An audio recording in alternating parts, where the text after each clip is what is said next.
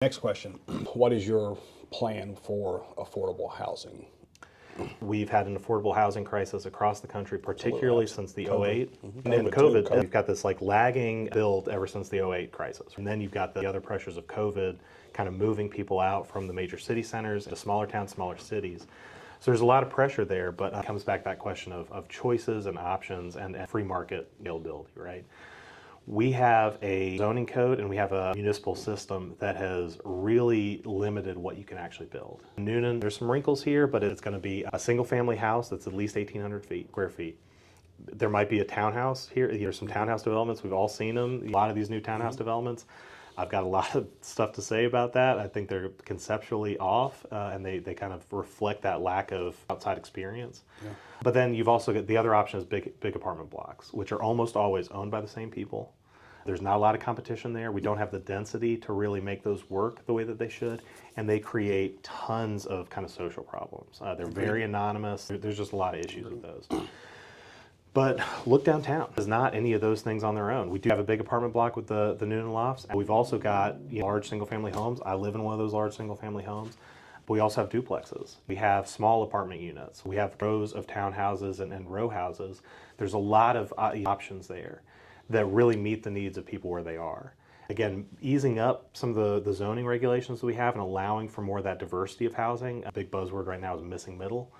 That kind of missing middle between the big apartment block and the single family house is going to allow people to have more options and not pushing everybody into the same two. Absolutely. Which means we're going to ease off a little bit of that. Those are also in some cases things that are much cheaper to build. Just from an outside perspective, there's a pocket neighborhood in Memphis that I've been reading up on where they were able to get the build cost down of those to $88,000 per unit. When you're talking about housing that's in most cases at least $300,000 per unit to build, that's a major improvement. Key there is that when I was a young man, and I don't know if you had the same experience, but you don't need much as a young man, right? You don't want much. You don't want much, right? I remember one of my buddies, he had a room in the house where he could touch all the walls from one space, but it had the lowest rent. And providing that opportunity for people to live in smaller units, start building equity as young people. Because we've got kids who are coming back from college, coming back from the military, getting out of trade school, who they don't need much, but they'd be happy to start building that equity. And in a few years, they can sell that to somebody else who's in that position or to somebody who's older and looking to downsize and move on to something that's suitable for a family. We have to give people those options because, again, choice creates competition and competition creates better prices.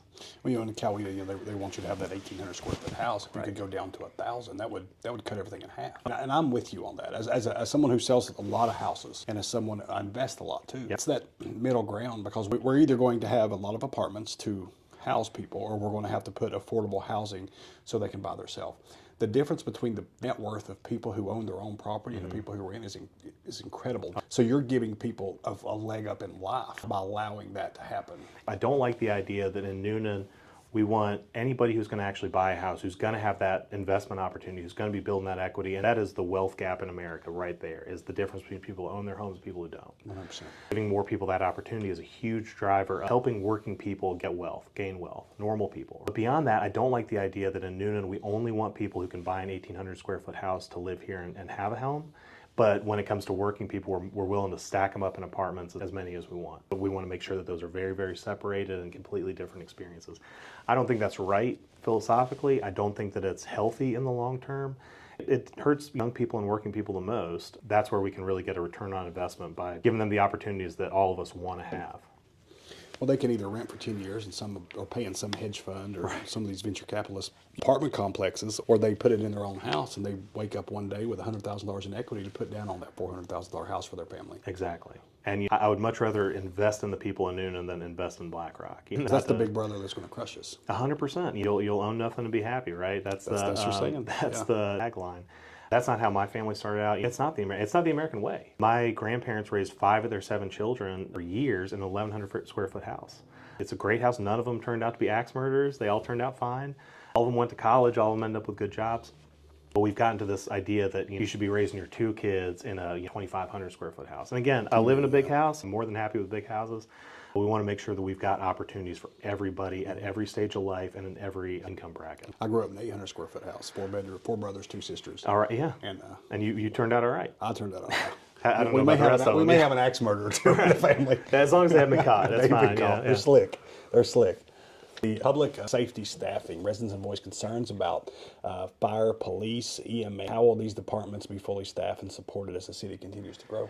So right now we are lucky, and I give all the credit in the world to our city manager's office and to our fire chief, our police chief. We do not have any job openings for our fire and police. We have an excellent... Probably a wait list. These are exactly who I'm trying to look after and exactly who I care about and want to make sure that we're doing right by. We have a fantastic public safety system right now.